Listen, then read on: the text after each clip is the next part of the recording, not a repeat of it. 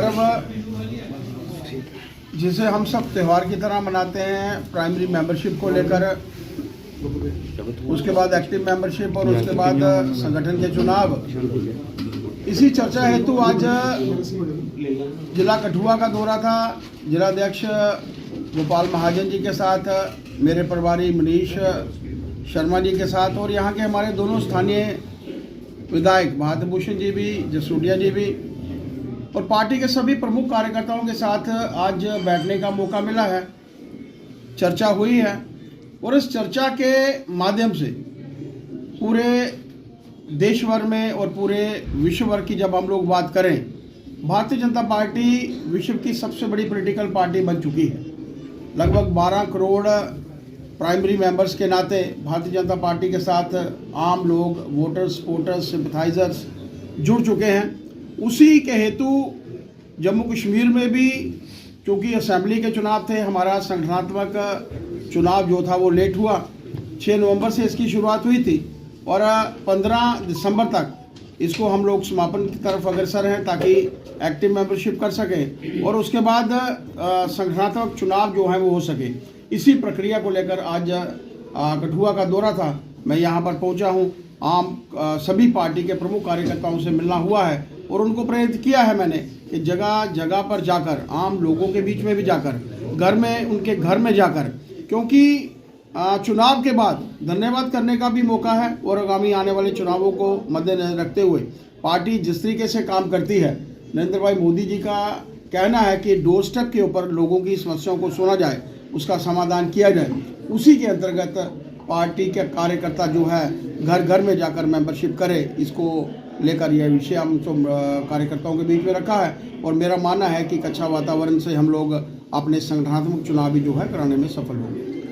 अच्छा, नया एक योजना जो है प्रधानमंत्री द्वारा बिजली फ्री की जो है वो लॉन्च की गई है, उस पर आपका क्या कहना है? ऐसा है कि जब हम लोग समझते हैं विश्व भर में कुछ ऐसी वस्तुएं हैं जो धीमे धीमे ख़त्म हो रही है।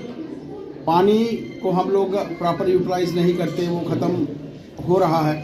इसी तरीके से बिजली का भी, बिजली में भी ऐसे प्रावधान है कि अगर हम लोग इसकी प्रॉपर यूटिलाइजेशन नहीं करेंगे तो कमी होगी, क्योंकि पानी की जब कमी होगी तो इस रिसोर्सेज भी कमी होगी। लेकिन सूर्य देवता के माध्यम से सोलर जो बिजली का निर्माण है, मेरा मानना है कि बहुत अच्छा कदम है। कल भी मैंने इजी सोलर करके एक कंपनी जो है उसका शुभारंभ किया था।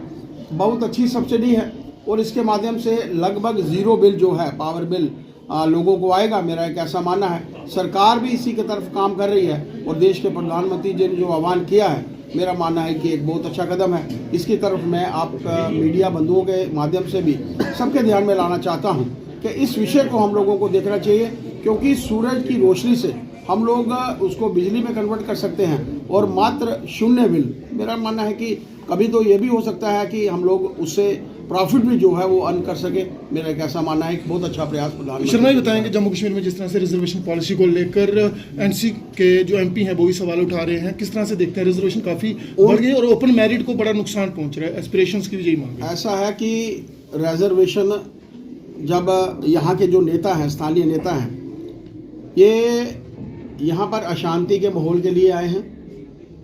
जम्मू कश्मीर में चुनाव हुए थे, भारतीय जनता पार्टी 26% मत लेकर पहले नंबर पर रही थी। हम लोगों का कार्य, हमारे विधायकों का कार्य कि लोगों के बीच में जाएं, उनकी दुख तकलीफें सुने, उनके कार्य करें।